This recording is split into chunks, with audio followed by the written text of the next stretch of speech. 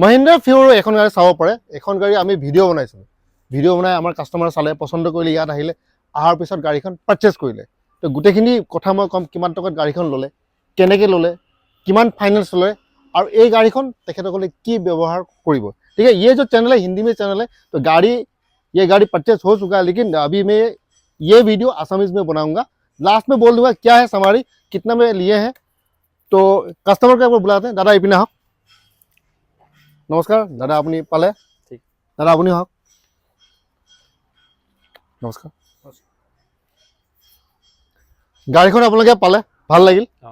তো আপোনালোকে এবাৰ নিজৰ পৰিচয়টো ক'ৰ পৰা আহিছে এইটো এবাৰ কৈ দিলো। যোৰহাট চিনামৰ পৰা আহিছো, কালি ৰাতি আহিলো।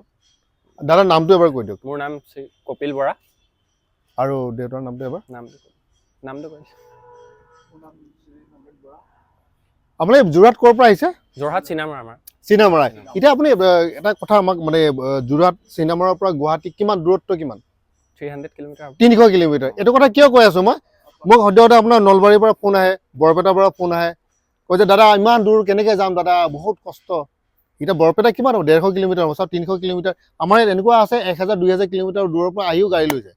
তো গাড়ী যদি ভাল লাগে দূৰত্বটো সেইটো মেটাৰ নকৰে, গাড়ী ভাল লাগে আৰু ভিতৰ পিনে এটা থাকিব লাগে, মই গাড়ীখন ল'ম।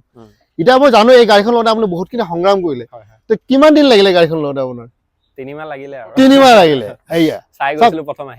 এতিয়া ফাইনেন্স যিসকলে ল'ব বিচাৰিছে, ফাইনেন্স বস্তুটো ইমান সহজো নহয়। 3 মাহ, কেতিয়াবা 6 মাহো লাগে। তো এই ধৈৰ্যটো আমাৰ ধৰিব পাৰিব লাগিব। ধৈৰ্য যদি থাকে তেতিয়াহ'লে আপোনালোকে ফাইনেন্সত পাব। তো 3 মাহত আপুনি গাড়ীখন পালে। তো এখন গাড়ী আপুনি কিমান টকাত ল'লে? মই এখন ইয়াতে কেছ 780 আৰু ইয়াতে ডাউন পেমেণ্ট আপুনি কিমান মান দিছিলে? ডাউন পেমেণ্ট মই 2 লাখ দিছো। 2 লাখ দিছে, বাকীখিনি ফাইনেন্স কিমান বছৰৰ কাৰণে কৰিছে? ফাইনেন্স 3 বছৰ। 3 বছৰৰ কাৰণে ফাইনেন্স কৰিছে। ঠিকে আছে আপোনাৰ। তো 3 বছৰত আপুনি গোটেইখিনি আপোনাৰ ক্লিয়াৰ হৈ যাব। আৰু এটা আমাৰ কাষ্টমাৰ যিসকল ছাবস্ক্ৰাইব জানিব বিচাৰে, এখন যে গাড়ী ল'লে, দুটা প্ৰশ্ন সুধিম আপোনাক। প্ৰথম প্ৰশ্নটো আপুনি স্কিপ কৰিব পাৰে, আপুনি নক'বও পাৰে যে মাৰ্কেটত বহুত ধৰণৰ গাড়ী আছিলে, 4 টন বা 3 টনৰ গাড়ী।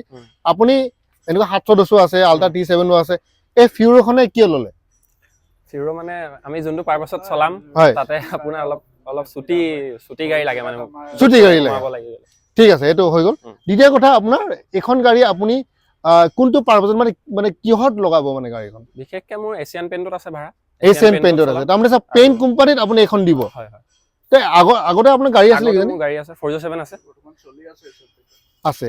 এতিয়া আৰু এটা মেইন কথা, যিটো কাৰণে সকলোৱে মানে মোৰ মানে চেনেলটো চাই আৰু সোধেও যে এনেকুৱা এখন গাড়ী যদি লোৱা যায় কিমান টকা মান ইনকাম কৰিব পাৰি?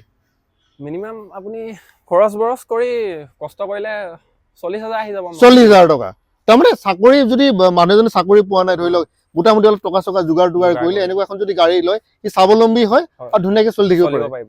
সেইটো এটা বহুত দৰকাৰী বস্তু। চাওক, আপোনালোকে কষ্ট কৰক, ঠিক আছে।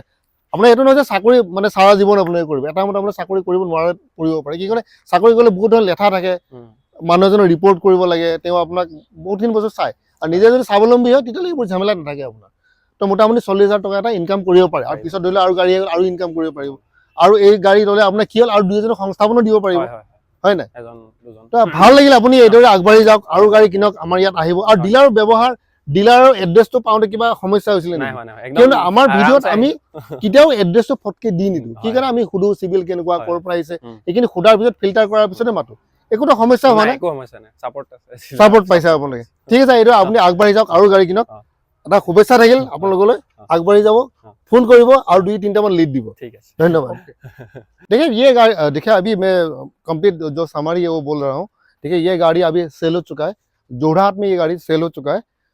तो आप यहाँ पे आइए, बहुत सारे गाड़ी है यहाँ पे, आप देख सकते हैं। लेकिन अदर स्टेट में फाइनेंस नहीं होगा, हम लोग खास करके आसाम में टारगेट कर रहे हैं। अदर स्टेट में देखना होगा कि नहीं होगा।